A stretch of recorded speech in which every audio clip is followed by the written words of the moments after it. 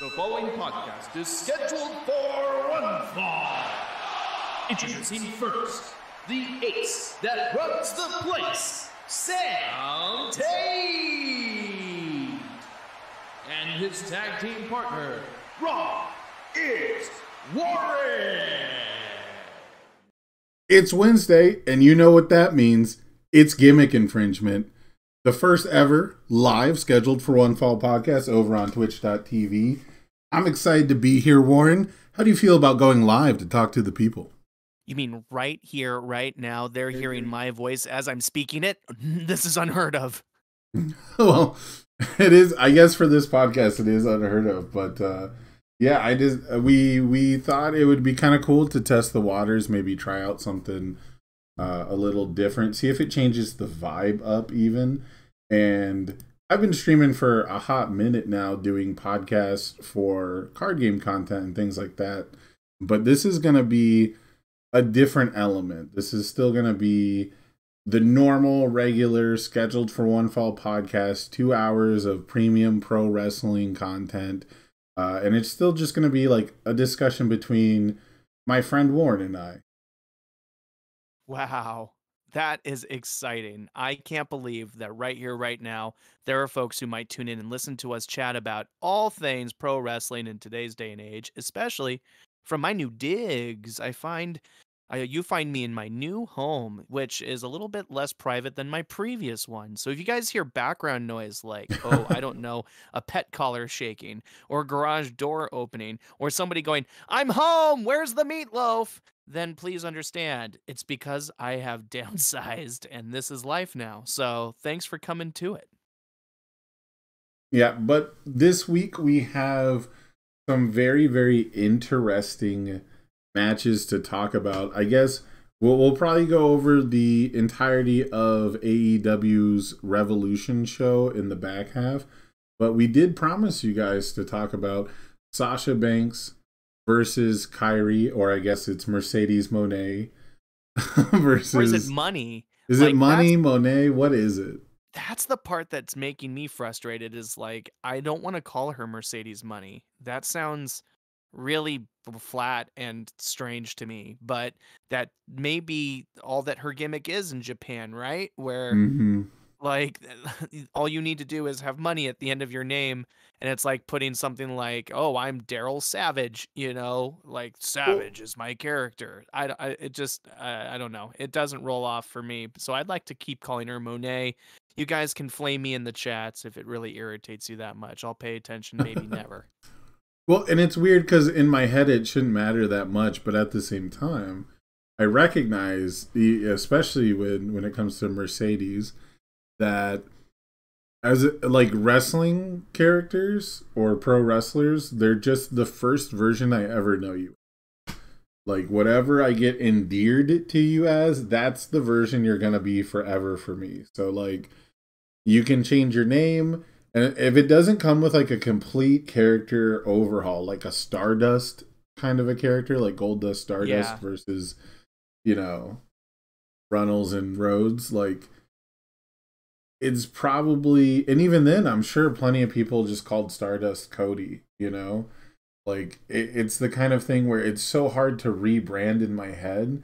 And I feel like the current wrestling landscape, because like back in the day, everyone had to have this legally distinct gimmick name, a different trademark when they would hop between WCW and WWF during the Monday Night Wars. And you had Earthquake and Typhoon and, just junk like that. It's the kind of thing where you're always going to just see the same performer if they're going to continue to do all the same shtick, have the same character, have the same moves, and even if you debut a new finisher, it's still not gonna transform my image of you in my head. Right. Yeah, I'm with you that unless it's a complete severance of the previous character, it can be really hard to change over ring names here or there, which is why you struggle so much with Gunter, for example, and I respect that. But I don't have the same issue generally. Like I'm having a hard time switching completely over from Sasha Banks to Mercedes Moné, but it's also because I've only seen 1 or 2 appearances of her under her new moniker, right? So I feel like after 3 or 4, I start to adapt and be like, okay, I know who they are now and who they're not. But I can empathize that for you, you want to see a departure of the character entirely before you really respect the alternative moniker. Yeah, and it's really weird in the realm where people travel around to different promotions, and there's a higher level, like there's like a circuit of independence and stuff like that, and you see it with Johnny Mundo, Johnny Nitro, John Morrison, Johnny wherever the fuck he is this week, Johnny Impact. Right. Like am I really supposed to call him a different name every time? Does anyone, you know who I'm talking about, if you know who I'm talking about, right? If you know, you know. It's just Johnny. Yeah, no, I'm with you that Johnny, that's his gimmick. That's his thing. He likes being a journeyman of wrestling, I would suspect, or he wouldn't play it up with how often he is altering his moniker at this stage, going from promotion to promotion, morphing into whomever that promotion wishes for him to be, literally via his name. I I think assumed it that's was just probably something. easier. I'm sorry? I assumed it was just easier. I mean, I don't know. I Because, think thank God nobody owns the trademark rights to the name Johnny. right, because the whole thing is like, you want people to know who you are, but that's the whole reason why previous promotions won't let you use that name, So, like, you want it to be recognizable. Clever. I actually really do like the choice of it being Johnny wherever he's at. I get why he's doing that. It does create a strange, fun, tongue-in-cheek version of that continuity. And I think it's clever enough and it works for me. But it's not like I'm tuning in to wherever he's at every week to try to find out, to see the content. I think his best days may not be behind him, but his most televised days probably are. Yeah, I mean, it's been a hot minute, but when it comes to Mercedes, Monet, money, whatever, whichever version we use, that's just gonna be, who we're talking. Yes. It's Better not. than I'm calling not her. gonna sit here. I'm not gonna correct you. Ooh, why don't we call her Eminem? How is that? What? I'm joking. I'm obviously joking. Coming off of the I'm tail just end amazed of you tried to Johnny. make a tie-in right after we talked about Johnny Knight. Right. Well, there you go. See, we'll call back. Maybe I should have saved it a little later, but I just know I would have lost it, and my memory would have blanked because it has been a heck of a week, and my brain's been everywhere but on the wrestling screen, which is why I was really grateful that you and I actually got the chance to even put some coordinated time together to watch that women's match between Money and Monet and Kyrie. I thought the match was beautifully produced. Was one of the things that stood out to me immediately. Like Kyrie especially entered like the champ she deserved to be portrayed as. She entered knowing all too well she was likely about to give up the title to the next big thing in Japanese women's wrestling, but I felt like she was very tasteful. I felt like the presentation helped put her on a new pedestal because there were so many, no doubt about it, so many fresh eyes on the product, knowing that Mercedes Moni, Moni, that's even worse. See, it gets Um, worse because once you have to think about it, it's over, yeah, bro. it's true, man. Just I'm thinking drop the too much last about it. name. Just go by Mercedes. Mercedes. It's just Yeah. Mercedes now.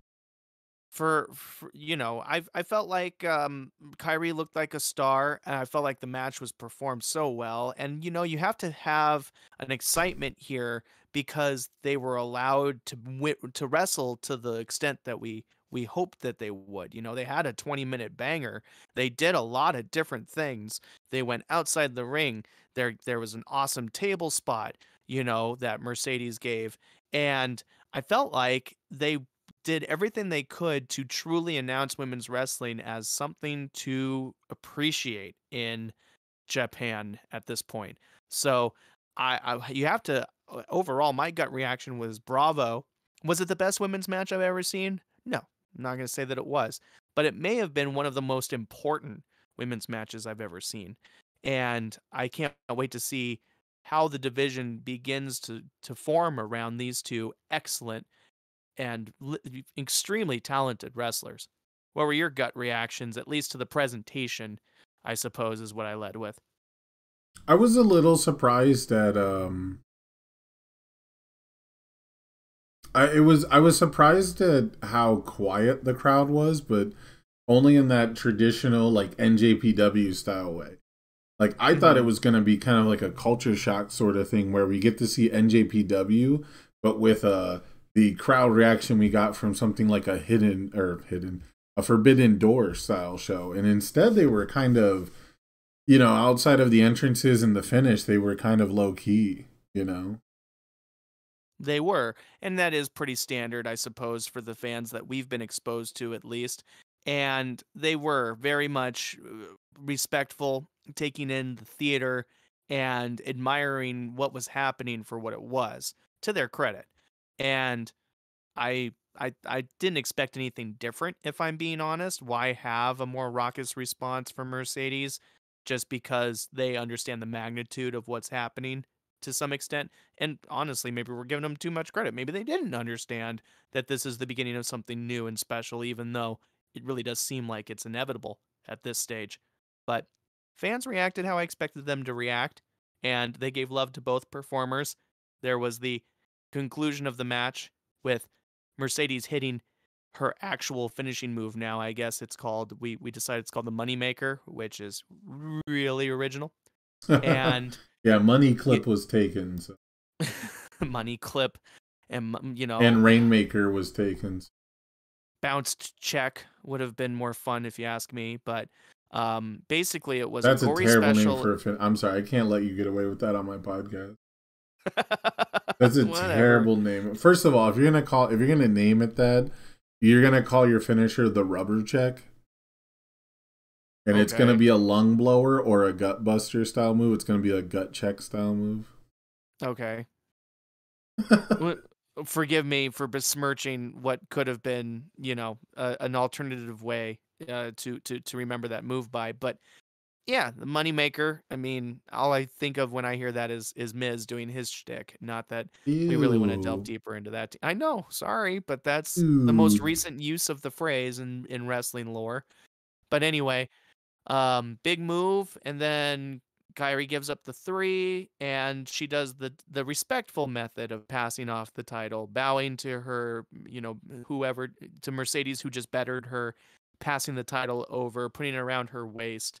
I wonder how much of that was planned to be the reaction at the end of the match, and how much of that was a appreciation for the gravitas of the moment that the ladies had just crafted together.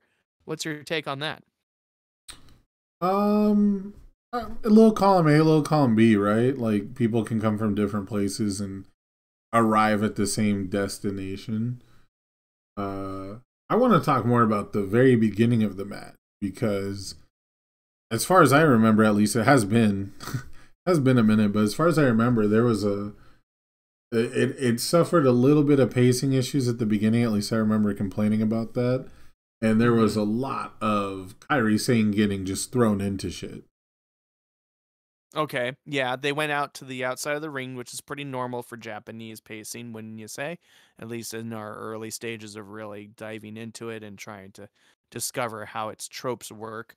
And yeah, I think Mercedes had the upper hand a lot out there. And Kyrie, that's what you do. You give spots, right? That's what makes a competitor unselfish, is you give your body to your opponent and let them kind of benefit and get heat off of the damage they provide to your body. And Kyrie was thrown into the barricade A, B, C, and D, and I, Mercedes would pay her back later in the match, especially with that table spot. But I think that's just part of the give and take of the match. Personally, did you really feel like it was truly that one-sided, I suppose?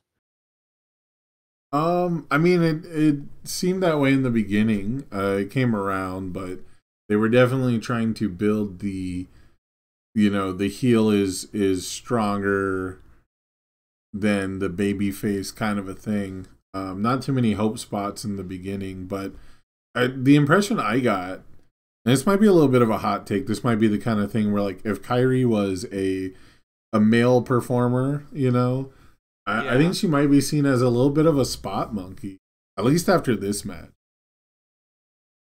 Oh, interesting. She wrestled Well, a lot like Jeff Hardy for a lot of this match. well, Jeff Hardy is low key spreading his legacy across generations and generations of wrestlers at this point. Like many have been inspired by what Jeff does, and it's funny you should bring him up because I don't know. Well, we'll do that later, but we'll have a Jeff topic at some point, I'm sure tonight.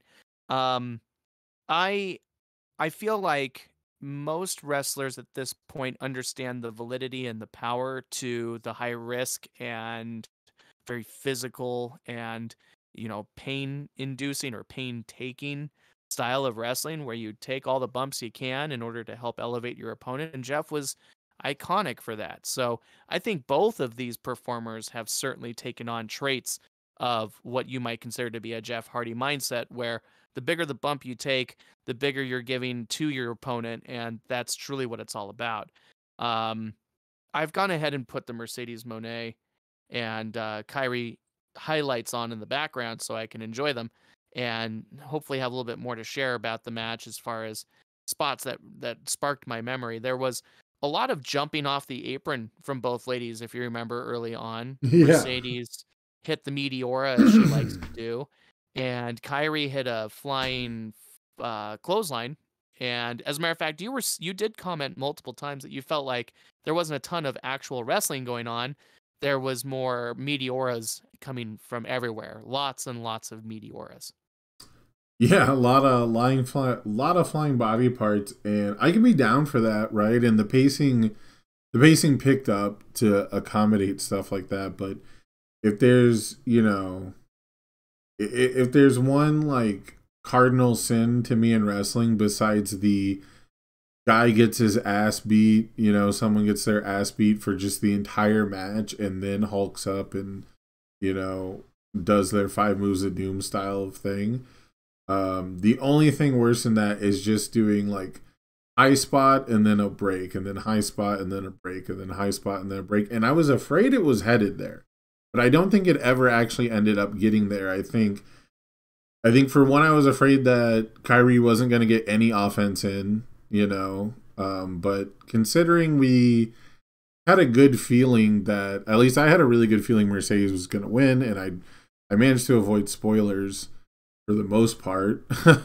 Right. Before watching the match and stuff like that. But, considering how difficult it was to believe Kyrie was going to win this, seeing Mercedes be so dominant early was a little scary. Because then your matchup almost certainly is going to be like Mercedes is super dominant, and then Kyrie has like one hope spot, and I was afraid it was going to either be really short or just like a really one-note match. And they managed to take it to multiple places, and that was really cool. Yeah, I think Kyrie was able to come out of it looking like a valiant and powerful, contender despite the loss. We got to remember this was the second IWGP Women's Championship match in the history of the promotion. And when you stop and you look at it from that perspective, you have to understand that what both women just did raised the bar by about tenfold to anything that had happened previously in Japan in women's wrestling, period. So you have to remember that even if it had been a 20-minute beatdown of Kairi Sane,